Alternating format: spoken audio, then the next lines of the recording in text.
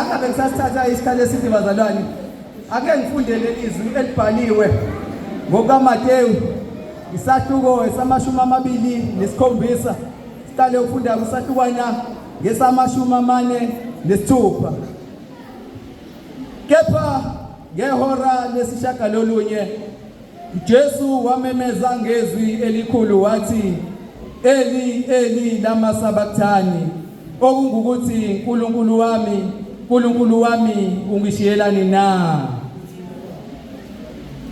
Wamemeza ngezwi elikhulu wathi, Eli, Eli, lama sabachthani, okungukuthi Nkulunkulu wami, Nkulunkulu wami, ungishiyelani na? Bazalwane bami, zimbili ke nje izinto engifisa ukuzisho bese ngihlala phansi. Ngifisa nje bazalwane bami ukukhuluma ngesono bese ngikhuluma ngalo moya ongcwele lo kade ngikhulume ngawo eqaleni. Ngoba zimbili izinto ezihlukanisayo umuntu noNkulunkulu isono.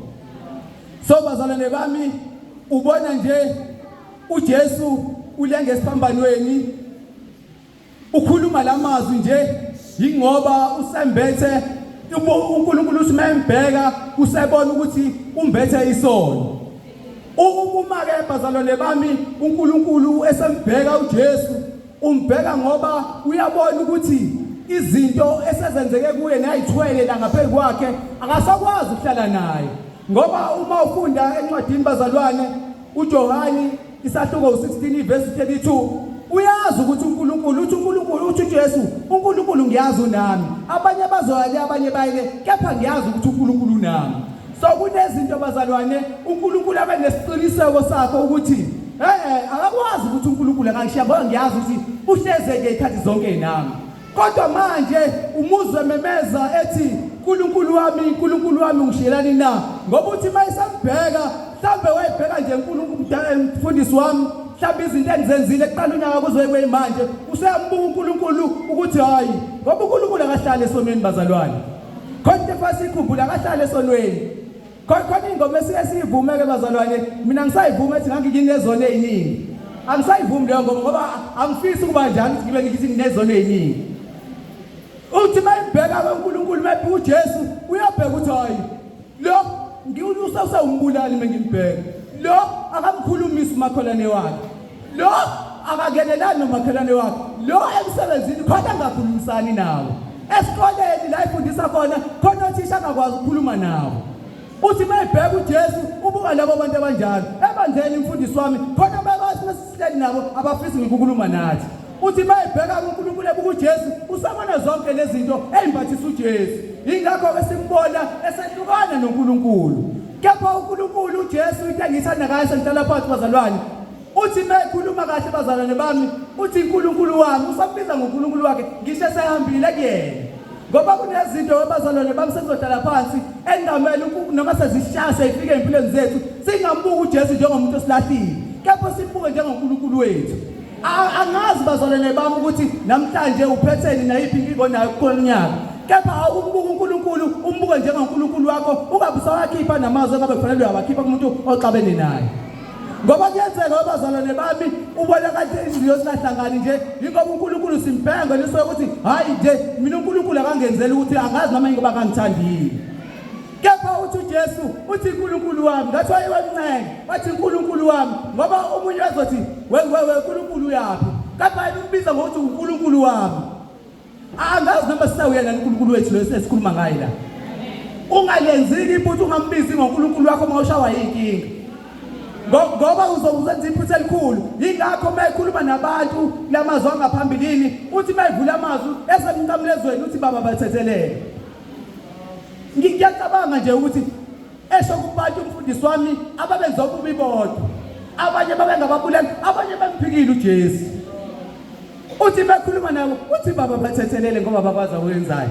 Hlase ngokwami mina lawo umfundisi wami nebadlalami ngizothi enza lokho ozokwenza nakumina babaqhubeke wenze njalo. Kepha ngoba wayembesa nje umoya ongcwele engikhulume ngawo eqaleni wathi baba bathethelele. Zizimpili nje izinto engifuna ukukhuluma ngazo angazi abazalwane bami ngifuna ukwenza isibonelo mase ngidala phansi. Amen. Uyabona ukuthi uNkulunkulu bazalwane lo muntu lo angani wayebethelwe nabantu ngenelelesi uJesu.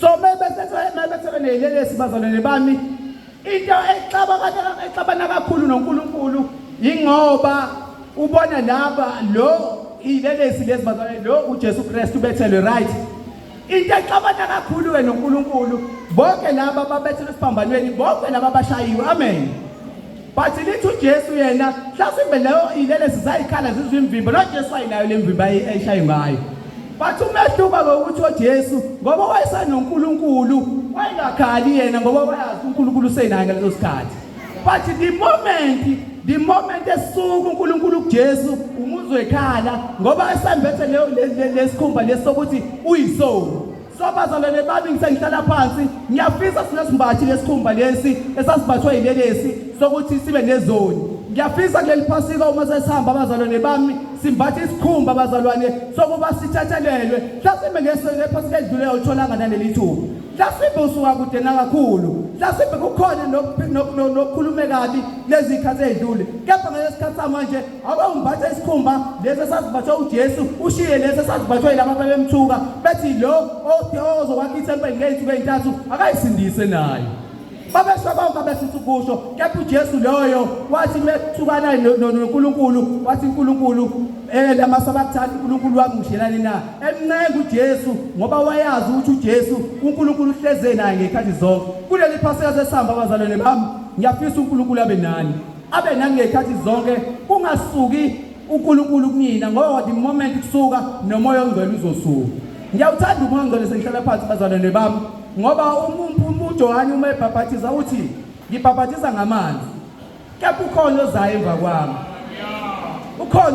kwami bese ngihlala phansi babumfundisi ngithande uma ufunde emakhosini esibili uEli mekhuluma noElisha uthi cela noma yini engizakwenza la engakasuswa kuwo lithi izwi laNkulunkulu uElisha wathi ngicela umoya wakho uphindwe kabili kimi ubona umfundisi wami ezinye izinto ziyenzeka nje bazalwane bami mhlawumbe kuyenzeka sinalo moya lo ubhaphathiswa kwabhaphathiswa uJohane mase kushoda lo wesibili lo ukuthi samukela uNkulunkulu njengoJesu nomsindisi sibheke izimo zokuthi yena uNkulunkulu asambuka omunye umuntu njengesitha phambi kwethu sibuka umakhelwane ngale moya emibili eshiwo nguEli yakwelisha sengihlala phansi ke bazalwane bami uthi umprofeti uIsaya isahluko 59 uthi isandla sakhe asinzima isandla sakhe indlebe yakhe inzima ukubengeza nesandla sakhe asifinyeziwe singesingisi kepha umafunda verse 2 kepha izono zenu zibusithile ubuso kaNkulunkulu ngiyafisa bazalwane bami ngamsithi ubuso kaNkulunkulu izono zethu